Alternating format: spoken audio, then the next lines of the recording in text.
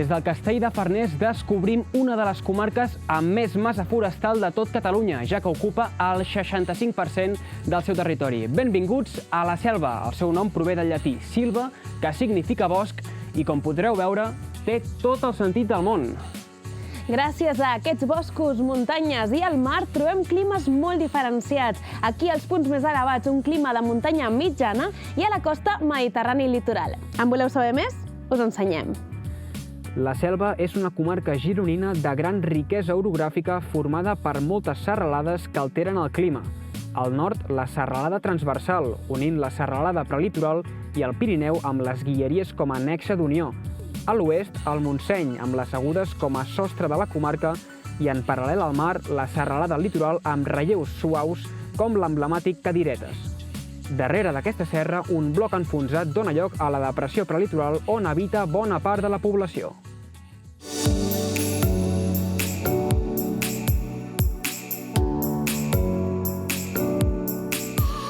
Estem a Blanes, el punt litoral més fred de la comarca i quasi bé de tot Catalunya. El motiu? La proximitat del fred de les muntanyes que llisca vessant avall, es concentra a la plana prelitoral i es canalitza a través del riu Tordera fins a arribar aquí mateix. I és que la distribució de la temperatura fa honor al seu caòtic relleu. La Selva és una comarca plena de microclimes.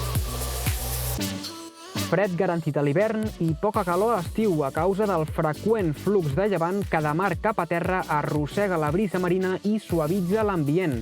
Però aquest vent també sap bufar amb força i quan ho fa desencadena altres ingredients meteorològics. Aquests ingredients són els temporals de llevant. El flux humit procedent del mar ocasiona pluges persistents i forta alteració marítima que provoca danys a la costa com el fatídic Sant Esteve de 2008. Com veieu, aquí a la Selva la precipitació és molt important i, de fet, estem a la comarca costanera amb una mitjana de pluja més elevada. Per què? Perquè l'aigua procedent del mar xoca amb les muntanyes de la mateixa selva i provoca que caiguin fins a 1.000 litres en aquests ponts. Això provoca un estrès hídric que facilita una vegetació molt abundant.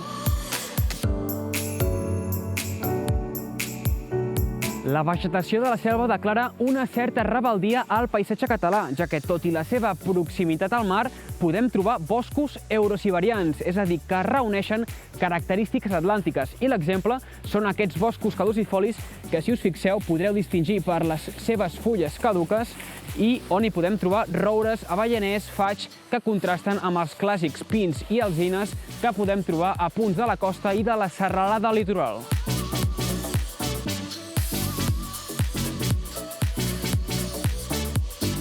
Posem punt i final a la Selva i per acomiadar-nos hem volgut pujar fins a aquest punt elevat que ens permet apreciar la seva varietat climàtica i geogràfica. Fixeu-vos, aquí darrere, si no fos per la mala nitidesa, s'entreveuria el Montseny i, apuntant cap al nord, la Porta de les Guilleries, que en fan de la zona més freda de la comarca. Però a l'altra banda i sense marxar de la comarca trobem el mar, que deixa un clima molt més temperat. De fet, en condicions de bona visibilitat es veuria molt bé. Tot i això, avui les vistes també són espectaculars. Fins la propera!